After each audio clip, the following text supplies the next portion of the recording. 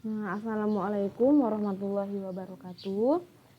Hari ini saya akan menjelaskan materi keempat, mata pelajaran praktikum akuntansi perusahaan jasa, dagang, dan manufaktur.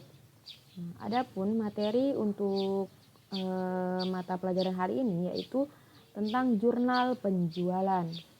Yang pertama, pengertian dari jurnal penjualan. Jurnal penjualan ialah jurnal yang digunakan untuk mencatat penjualan secara kredit. Jadi jurnal penjualan ini diperuntukkan untuk penjualan yang secara kredit. Kemudian pencatatan penjualan barang dagang secara kredit. Untuk pencatatan penjualan ini dibagi menjadi dua metode, yaitu yang pertama pencatatan metode fisik. Untuk metode fisik, pencatatannya yaitu piutang dagang di sebelah debit, kreditnya penjualan.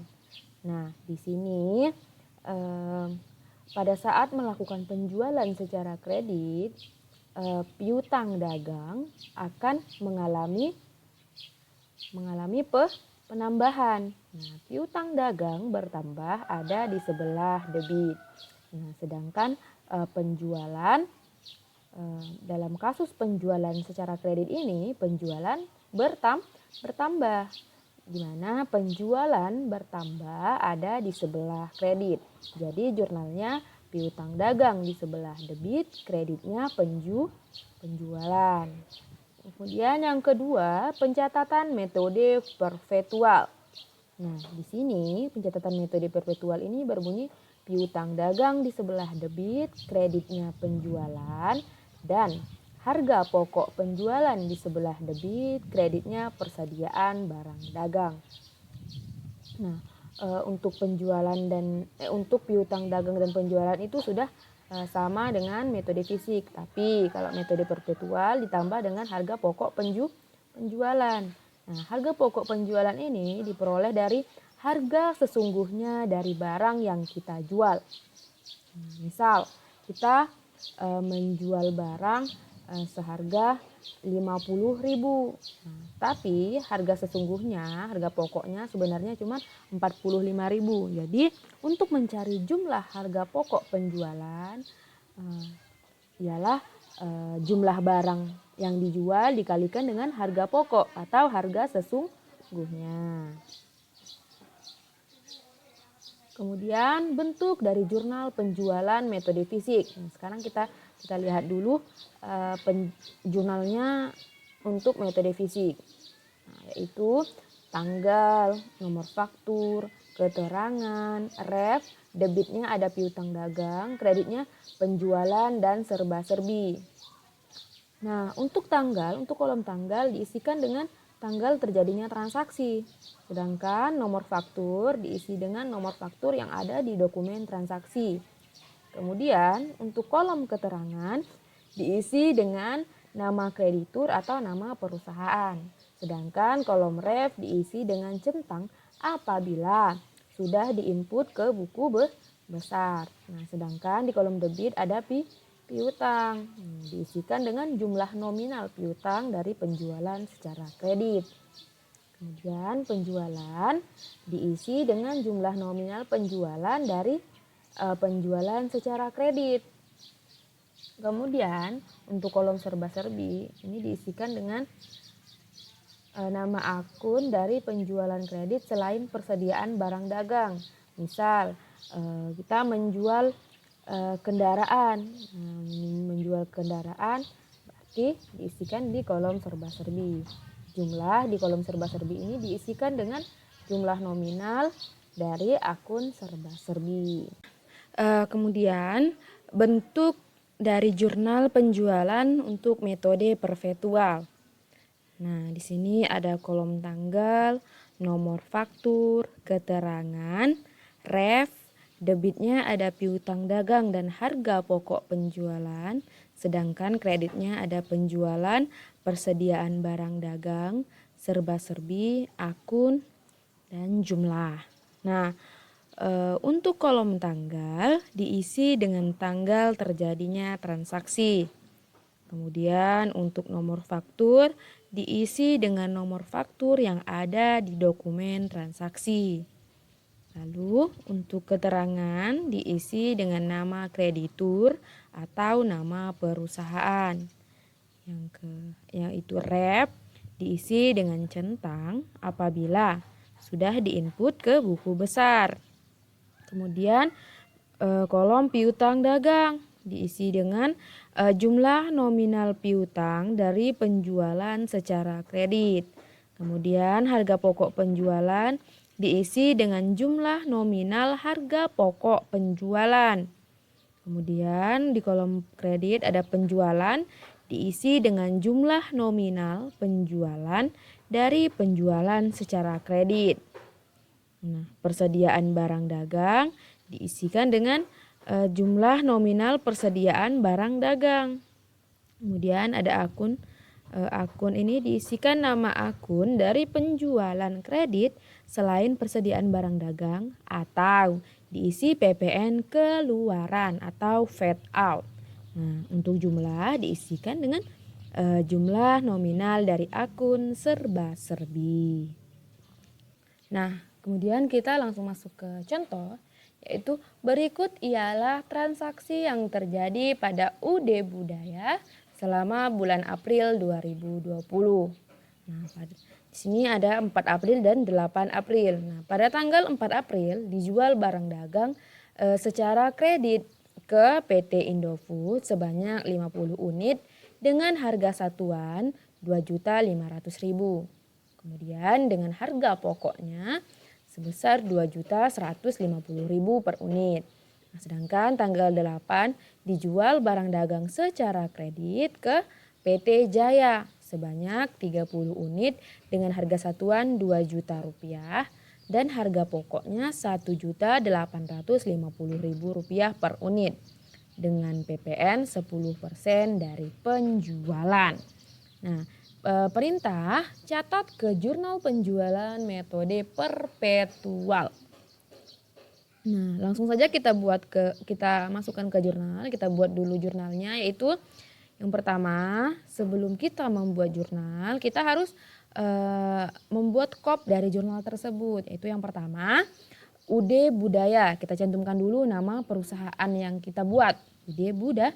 Ya, kemudian di baris kedua kita cantumkan jurnal apa yang telah kita buat. Jurnal apa yang kita buat ini, yaitu jurnal penjualan. Terus yang baris ketiga yaitu periode jurnal penjualan tersebut. Nah, karena kita buat di bulan April berarti per 31 April 2020. Nah, dalam satuan rupiah. Nah, kenapa Ibu cantumkan dalam satuan rupiah di sini? Karena di jurnalnya tidak Ibu cantumkan nominal rupiahnya, Rp-nya tidak Ibu cantumkan. Cuman ada nominal saja.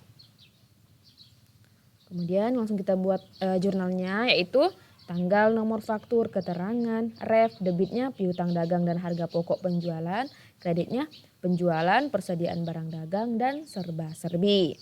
Nah, langsung saja kita lihat contoh soalnya, yaitu 4 April. Nah, kita masukkan dulu ke tanggal 4 April 2020. Kemudian di sini nomor faktur tidak ada kan, jadi tidak perlu diisi. Kemudian keterangan. Tadi keterangan diisikan dengan nama apa? Nama kreditur. Maaf, maksud Ibu nama debitur, nama perusahaan yang kita lakukan tempat kita menjual barang tersebut. Nah, yaitu ke PT Indofood. Nah, PT Indofood. Kemudian ref itu diisi centang apabila jurnal penjualan ini sudah di-input. Karena kita belum menginput ke buku besar, jadi tidak perlu diisi dulu.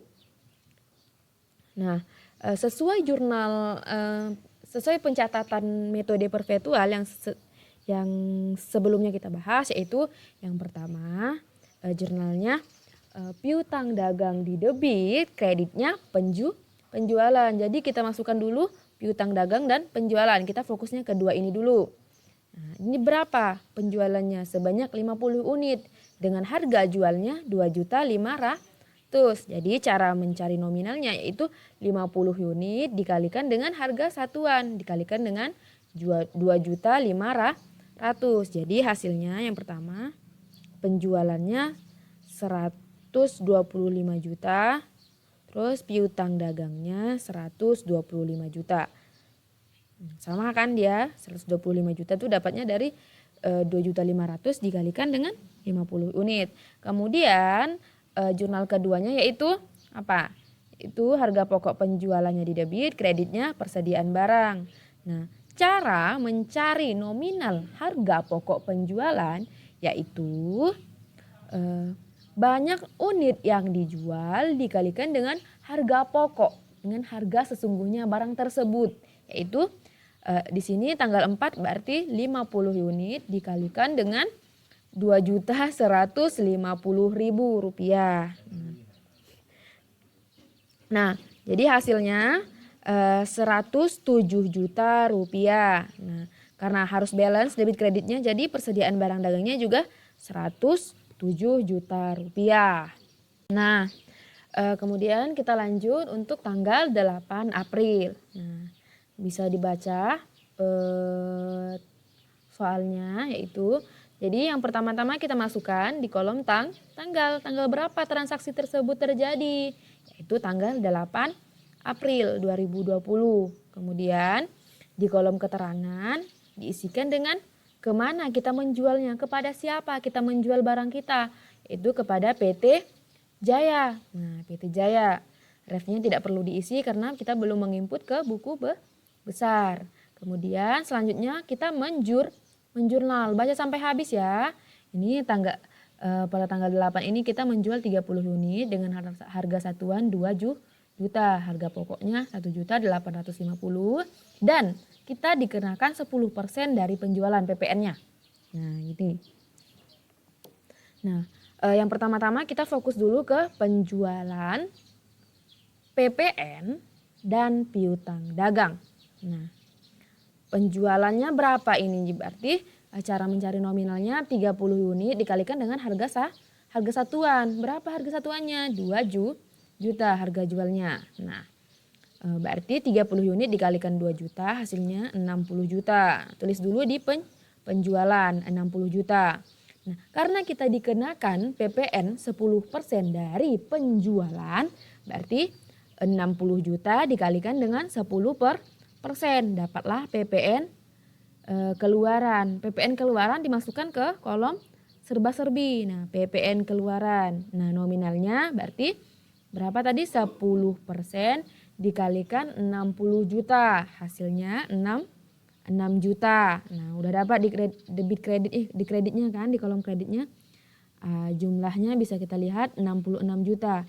Karena setiap penjurnalan harus balance, jadi debit kreditnya harus balance. Kalau kreditnya 66 juta, jadi piutangnya harus 66 juta juga. Nah, begitu. Balance kan jadinya 66 dengan 66 debit kreditnya. Kemudian kita lanjut mencatat harga pokok penjualan yang berpasangan dengan persediaan barang dagang. Begitu. Nah, sama halnya dengan tanggal 4, cara mengisikan harga pokok penjualan ini yaitu 30 unit dikalikan dengan harga pokok atau harga sesungguhnya dari penjualan tersebut, yaitu 1.850.000 rupiah. Nah, jadi 30 dikalikan 1.850 hasilnya 55.500.000. Nah, kemudian karena debit kredit harus balance, jadi persediaan barang dagang juga 55.500.000 rupiah. Nah, kemudian tugas kalian itu mengamati dan catat di buku jurnal dengan selengkap mungkin. Nah, saya rasa sekian dulu materi dari saya. Wabillahi taufiq wal hidayah. Wassalamualaikum warahmatullahi wabarakatuh.